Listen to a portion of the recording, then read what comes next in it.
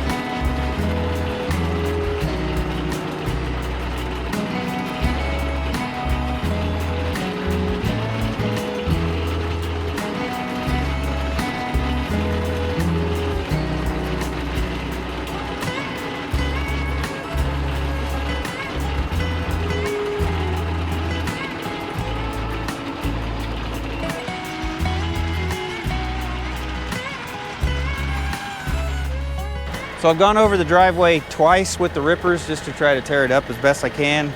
And what I'm experiencing is there's so much grass and roots that it's clogging up the land plane.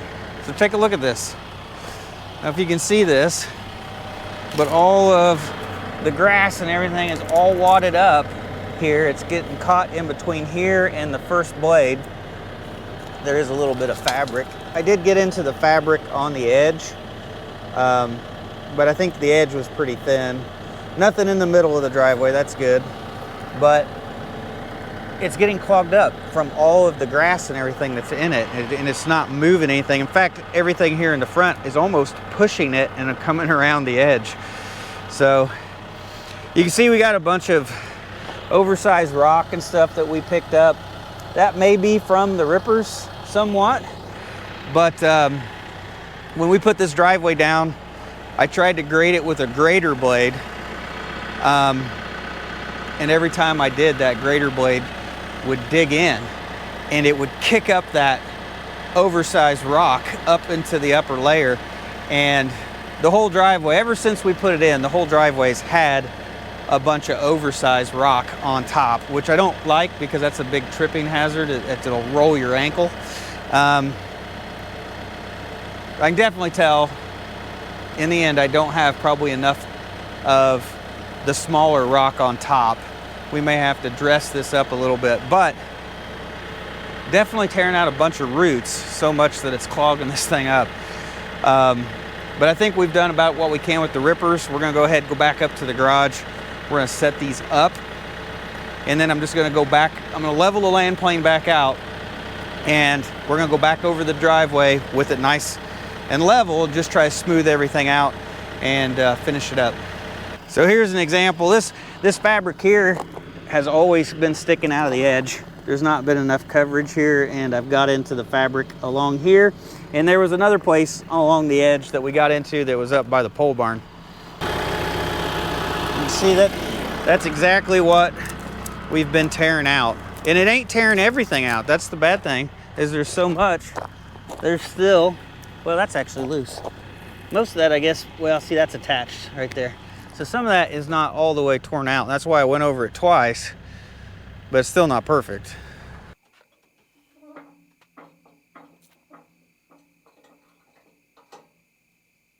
All right, got the rippers raised back up, and that shouldn't engage the ground anymore, and hopefully we can smooth this out. But man, this does not look any better. Man, we have got grass clumps all over the driveway. I mean, we're just picking that grass up and spreading it all over the driveway. So hopefully when we go back over this, we can get this straightened back out, and hopefully it doesn't clog. I'm probably gonna kick it up a couple of gears, go a little bit faster, try to get that gravel flowing through that land plane, and hopefully get this all straightened up and looking a little bit better. But I think we're gonna have grass on top no matter what we do.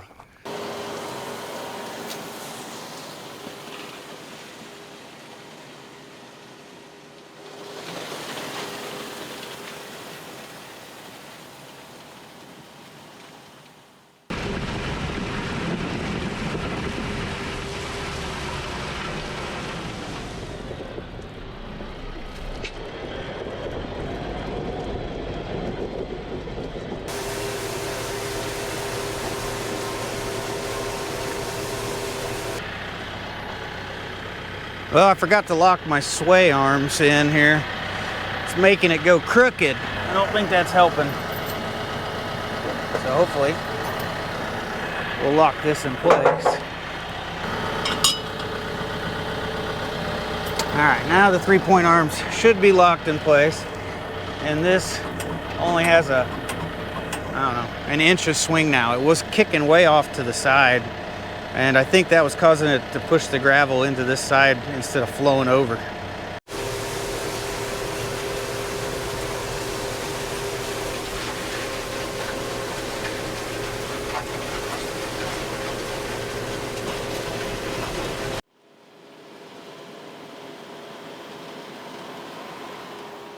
Well, that was a dusty mess. I mean, there's almost like a fog out here. In fact, there's still, you probably won't be able to tell it on the camera, it still looks foggy over there of all that dust coming off the white rock.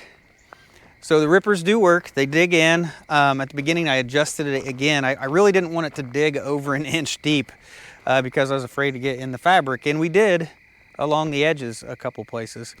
So when I built this driveway, I probably made the mistake of, I didn't dig out the topsoil and then put down fabric and put the gravel. I just put the fabric right on top of the grass, and then I built it up from there. So as it tapers to the edge, there's not much gravel over the edge of that fabric.